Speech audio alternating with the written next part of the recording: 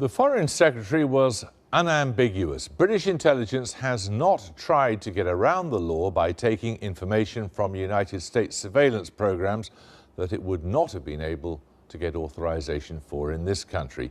He didn't give any details though, but then how could he? We shall have to take his word for it. But what has been revealed about the extent of American government snooping has astonished some people. Millions and millions of phone call and internet records have been looked at, according to a young man who's gone public. Mark Urban has this assessment. The legal and policy framework for surveillance is about as complex a subject as you could imagine. But Edward Snowden came to the view that mass harvesting of communications constituted an unacceptable invasion of people's privacy. The NSA specifically targets the communications of everyone. It ingests them by default. It collects them in its system, and it filters them, and it analyzes them, and it measures them, and it stores them for periods of time, simply because that's the easiest, most efficient, and most valuable way to achieve these ends. But the passage of a few days since the first revelations has also given us a clearer idea of the official justification for the National Security Agency's operations. That's especially true of gathering metadata, the who contacted whom for how long and where they were. Intelligence professionals defend this as a vital tool. This kind of trawling of massive data has to go on all the time anyway, because that's where the intelligence is. It's concealed within the data. But the point about this is that we're looking for, or they are looking for, needles in haystacks. And in order to find the needles in the haystacks, they've got to be allowed to look at the haystack. For decades, phone companies and other service providers have been required by law to keep what used to be called billing information, metadata, and to make that available to government investigators. That's not the same thing as communication under the laws of several countries. Intercepting communications, the actual content of a phone call, email, or indeed an old-fashioned letter, requires a specific warrant. It isn't just that the law makes metadata easier to record. Searching the content requires an exponential increase in processing power, and storing much of the world's daily communications would be a mind-boggling challenge. Even storing just the metadata on a large scale is a complex and costly operation for the NSA. It's just opened a new $2 billion facility in Utah as part of that operation. It may be legal, but doing it on this scale poses many questions. The metadata information collection program really does seem to be problematic. And so legal experts, Congress, and perhaps the courts are going to need to look at this with a fresh pair of eyes to see really if the National Security Agency has been following the rules. The UK doesn't do intelligence on anything like the same level. It can rely on the NSA, of course, but even leaked figures of 197 reports sent to GCHQ by that organisation suggest Britain is doing things on a much smaller scale, which makes it easier to regulate and for ministers to insist they are acting legally. It has been suggested that GCHQ uses our partnership with the United States to get around UK law, obtaining information that they cannot legally obtain in the United Kingdom. I wish to be absolutely clear that this accusation is baseless. Any data obtained by us from the United States involving UK nationals is subject to proper UK statutory controls and safeguards. The US government says also that its requests for content from Google or AOL under the project codenamed PRISM are subject to legal warrants.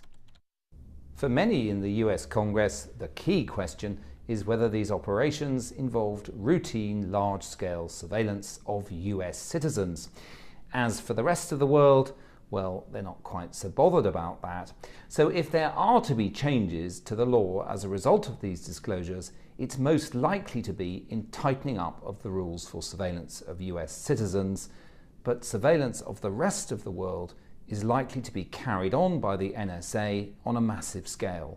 And we haven't had a leak about surveillance programs of this magnitude in some time. I mean, the story seems to have legs, and the leaks just keep coming.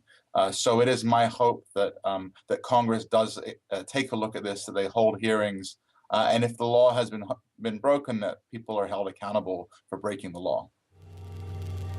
As for the man who made this public, he said that he expects the data empires and intelligence organizations that he has betrayed will not forgive him, and that he accepts that life as he knew it is effectively over. This is something that's not our place to decide. The public needs to decide whether these programs and policies are right or wrong. And I'm willing to go on the record to defend the authenticity of them and say, I didn't change these. I didn't modify the story. This is the truth. This is what's happening. You should decide whether we need to be doing this. Well, now to discuss this, Major General Jonathan Shaw, who's a retired Army general who until last year was in charge of the Ministry of Defence's cybersecurity programme, and Richard Aldrich, a professor of intelligence who's written a book on the UK intelligence agency GCHQ. He's currently leading a research project into what the public knows about the CIA. Now, were you surprised by the scale of surveillance disclosed in these revelations? I wasn't surprised that it happened, but I think the sheer scale of it, even that, I suppose, when I think about it, doesn't really surprise me, because the whole era now is one of big data, and every corporation in the world is struggling to cope with this massive data. And you need to take a lot of data in if you're going to analyse it. So I suppose thinking about it, it really shouldn't have taken us by surprise at all. What did you think? I think what it shows us is the intelligence agencies no longer own intelligence.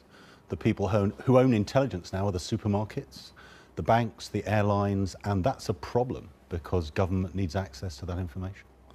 It's interesting that people are prepared to share all sorts of bits of information about themselves with these companies, but they're somehow alarmed if the government's keeping track of them.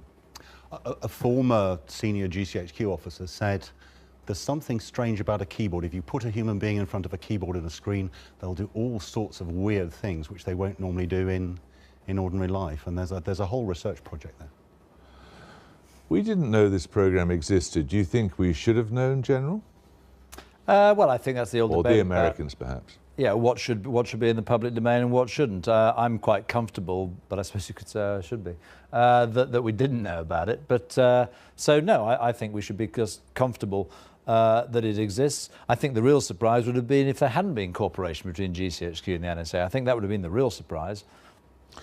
But when you've got a program of this scale, much bigger even than you knew, if you thought about it, you'd have recognised it, but you can't possibly be regularly scrutinised by due legal oversight, can it?